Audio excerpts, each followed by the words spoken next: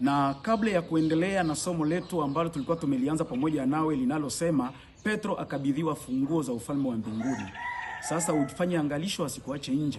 Sehemu ya kwanza umekwisha kuipata, na hivi kabla ya kuingia kwa sehemu ya pili, hebu na tuombe. Baba yetu na Mungu wetu, tunakushukuru kwa kutupatia nafasi hii kuwa pamoja nami na mtazamaji mwenzangu. Utuongoze katika yote kwa jina la Kristo Bwana wetu, amina. Ninaamini ya kwamba unakumbuka katika sehemu ya kwanza ya somo letu ya kwamba tuliona jinsi Petro alivyokutana na Kristo. Yeye alikuwa ni mmoja wa wanafunzi wa Yohana, na baada ya yeye kukutana na Yesu Kristo, kuna kitu fulani ambacho kilitendeka hapo, na kile kitu ambacho kilitendeka ndicho kinatufanya mimi na wewe tupate kuwa hapa sasa, ili tuanze kuangalia, je, ahadi alizopewa na Mungu, alizopewa na Kristo, alizopewa na Yesu, je, zilitimilika? Kwa sababu unakumbuka, yeye alikuwa na Yohana Mbatizaji pamoja na wenzake, walikuwa wanafunzi wake, lakini Kristo ndiye aliyekuwa mwelekeo waliokuwa wanaufuata. Kristo ndiye aliyekuwa shabaha yao, na walitamani sana kumuona yule ambaye anaitwa Kristo. Sasa wakaonyeshwa mtu ambaye anaitwa Yesu. Yohana aliwaambia, huyu ni mwana kondoo wa Mungu aichukuaye dhambi ya ulimwengu. Sasa ukumbuke, mtu wa kwanza alikuwa ni Andrea, akamuita ndugu yake Simoni Petro. Simoni Petro naye hakumuita yeyote, bali akasubiri Kristo akamuita Filipo.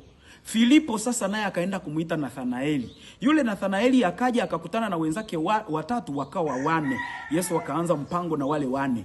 Na kisha alipowakuta kwenye bahari, unakumbuka, kwenye ziwa la Genezareti, hapo sasa ndipo alikutana mtu ambaye anaitwa Mathayo Lawi, na huyu naye akawa miongoni mwa wanafunzi wake. Lakini sasa hapo alikuwa amefanya muujiza wa kuleta samaki ambao walikuwa wanakosekana muda wa masaa yote ya usiku.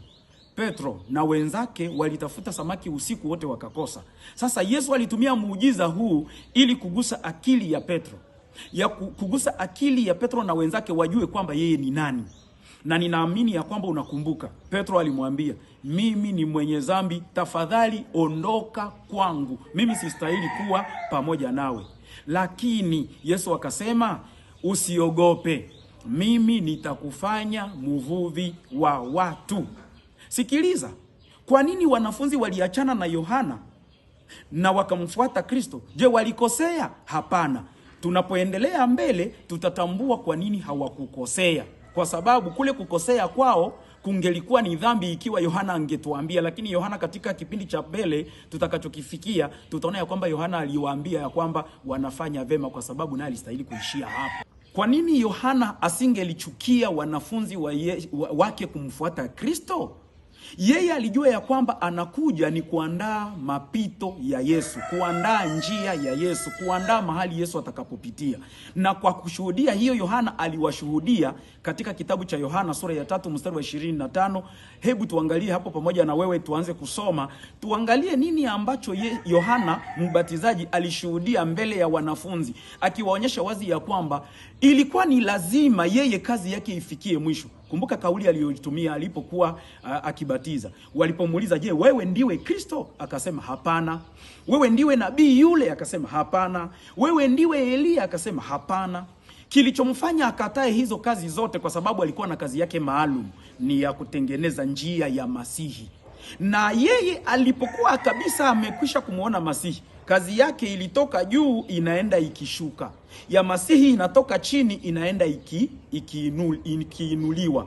Sasa sikiliza, wale ambao walikuwa miongoni mwa wanafunzi wake na wengine wakauliza swali. Yohana sura ya 3:25. Basi tutasoma vizuri, unisikilize vizuri ninapokuwa nikisoma. Tutaanzia 25 hadi 28. Basi palitokea na mashindano ya wanafunzi wa Yohana na Myahudi mmoja juu ya utakaso.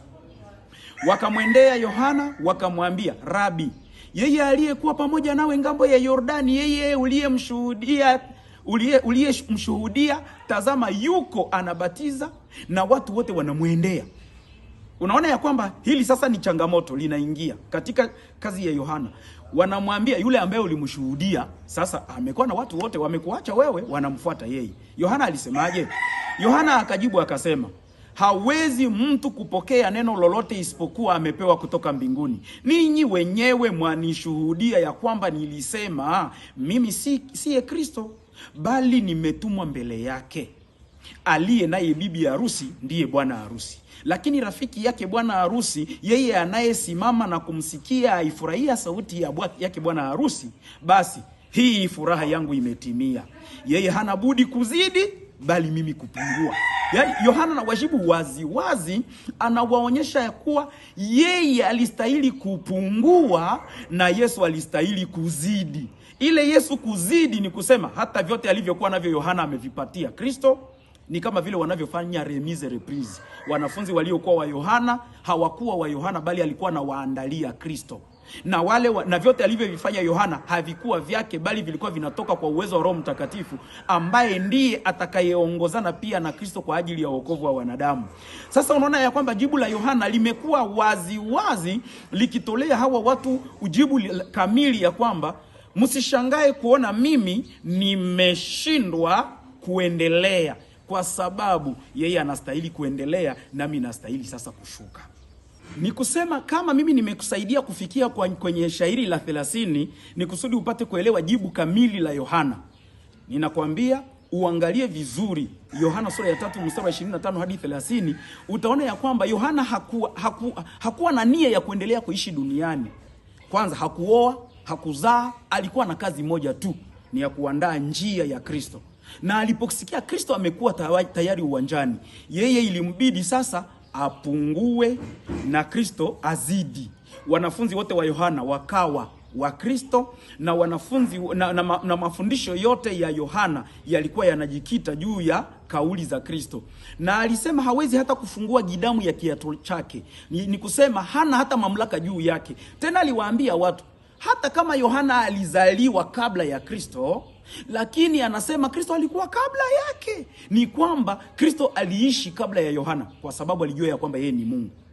Sasa Petro na wenzake ambao walikuwa hapo kama wanafunzi wake, kumbe walikuwa na haki ya kuhama kutoka kwa Yohana na kwenda kwa Yesu, kwa sababu ilikuwa katika kauli za Yohana ya kwamba mimi ninakuwa nikiandaa tu, lakini atakayekuja yule ndiye atakayewabatiza ninyi kwa Roho Mtakatifu na kwa moto, lakini mimi ninawabatiza tu kwa maji.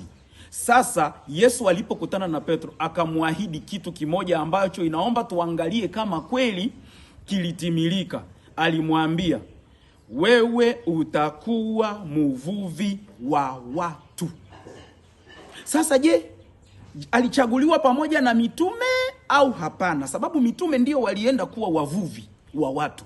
Mitume ndiyo Yesu aliwachagua. Sasa tuangalie kitabu cha Luka sura ya 6 mstari wa 12 hadi 16. Nayo inasema hivi. Luka 6, zingatia mstari wa 12 hadi 16. Ikawa siku zile aliondoka akaenda mlimani ili kuomba. Akakesha usiku kucha katika kumuomba Mungu. Hata ilipokuwa mchana aliwaita wanafunzi wake. Tunapozungumzia wanafunzi wake ni kusema jumla, Petro akiwemo. Aliwaita wanafunzi wake, akachagua 12 miongoni mwao ambao aliwaita mitume. Ikiwa aliwaita mitume, tuchunguze kama nani alianzia. Sikiliza vizuri. Aliwaita mitume. Mwandishi anasema Simoni aliyeitwa jina la pili Petro, yani aliyeanzia. Mtu wa kwanza ambaye anaanziwa kwa jina ni Petro, yule aliyeahidiwa ya kwamba wewe utakuwa mvuvi wa watu. Ni Simoni aliyemuita jina la pili Petro, na Andrea nduguye, na Yakobo na Yohana na Filipo na Bartolomayo na Mathayo na Tomaso na Yakobo wa Alfayo na Simoni aitwaye Zelote na Yuda wa Yakobo na Yuda Iskariote ndiye aliye mkuu wa msaliti. Mwisho wa kunukuu. Unaona ya kwamba kumbe ahadi ya Yesu kwa Petro ilitimilika. Na hapo Petro akawa katika orodha ya mitume wa Yesu, tena akawa shujaa wa majibu kwa maswali ya Yesu na ya watu wengine kwenye kujiamini. Kwa sababu hii ndiyo ilimfanya Petro awe mwanafunzi mahiri kuliko wanafunzi wengine wote. Kwa hiyo sasa Petro na wenzake walikuwa na haki ya kuhama kutoka kwa Yohana na kwenda kwa Yesu. Lakini swali ambalo tulikuwa tunajifunza na ambalo tulikuwa tunajiuliza ni hili: je, kweli walikubaliwa? Na Biblia imetuonyesha wazi ya kwamba ahadi ya Yesu Kristo ilitimilika kwao. Aliwaambia atawafanya kuwa wavuvi wa watu, na kweli wakawa wavuvi wa watu, kwa sababu walichaguliwa miongoni mwa mitume. Sasa yafaa tutazame mazingira ambamo Petro sasa alikabidhiwa funguo, ili tupate kujua maana halisi ya tendo hilo la kumkabidhi yeye funguo. Petro alifaulu kujibu kwa swali muhimu alilolitoa Kristo. Swali aliloliuliza Kristo, aliwauliza watu wa huko mtaani, mnapopita barabarani, wanasema mimi ni nani? Mwana wa Adamu wanasema yeye ni nani? Walitoa majibu ambayo tunayasoma katika kitabu cha Mathayo sura ya 16 mstari wa 13 hadi 19. Na ndipo akawauliza pia, na ninyi mnasemaje? Hebu tuingie hapo ili tuangalie, kwa sababu Yesu alimwambia, si wewe ambaye unajipatia hayo majibu, bali ni Mungu, ni Baba yangu aliye mbinguni. Mathayo 16 mstari wa 13 hadi 19, nayo inasema, basi Yesu akaenda pande za Kaisaria Filipi, akawauliza wanafunzi wake akasema, watu hunena mwana wa Adamu kuwa ni nani?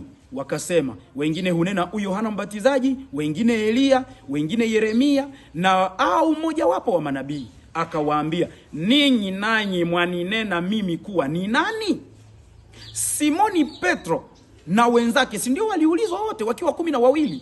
Lakini kwa kuwa yeye alikuwa na kiherehere cha kujibu haraka, ndiyo maana kuna wakati alipokuwa anajibu hata anajibu kinyume, na kuna wakati anajibu vizuri.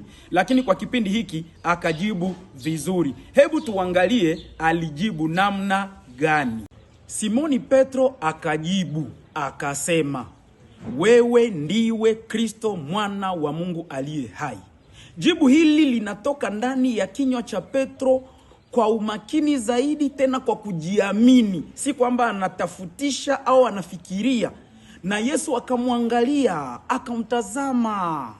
Ilibidi tusikilize na wanafunzi wengine jibu la Yesu, kama litaafiki jibu la Petro au litapingana na jibu la Petro. Yesu akajibu akamwambia sasa huyo Petro, heri wewe Simoni Bar-Yona.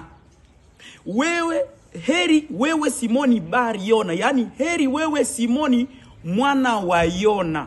Unaona ya kwamba Yesu hakumuita lile jina alilompatia pale alipokutana naye, wakati alipokuwa na Bartima na Nathanaeli na Filipo, lakini akamuita lile jina lake la kuzaliwa, heri wewe Simoni mwana wa Yona, kwa sababu alikuwa anataka kumuongezea kitu kingine juu. Akasema, kwa kuwa mwili na damu havikukufunulia hili, bali Baba yangu aliye mbinguni. Nami nakuambia, wewe ndiwe Petro, na juu ya mwamba huu nitalijenga kanisa langu, wala milango ya kuzimu haitalishinda. Nami nitakupa wewe funguo za mbinguni, na lolote utakalolifunga duniani litakuwa limefungwa mbinguni, na lolote utakalolifunga duniani utakalolifungua duniani litakuwa limefunguliwa mbinguni. Sasa sikiliza, Petro anajibu kwa swali moja tu, ninyi mnanijua kama nani? Wewe ndiwe Kristo mwana wa Mungu aliye hai. Jibu ambalo linakuwa lenye matumaini kwa wale wanaomfuata Kristo. Kristo sasa akamwambia, wewe ndio Simoni Bar-Yona, yaani walikuzaa wakakutolea jina la Simoni, na baba yako ni Yona, yaani au Yohana, lakini mimi nakuambia leo sasa wewe ndiwe Petro. Kumbe jina la Petro ni la kurithi. Ni jina la Petro ni la uhakika kutoka kwa Kristo.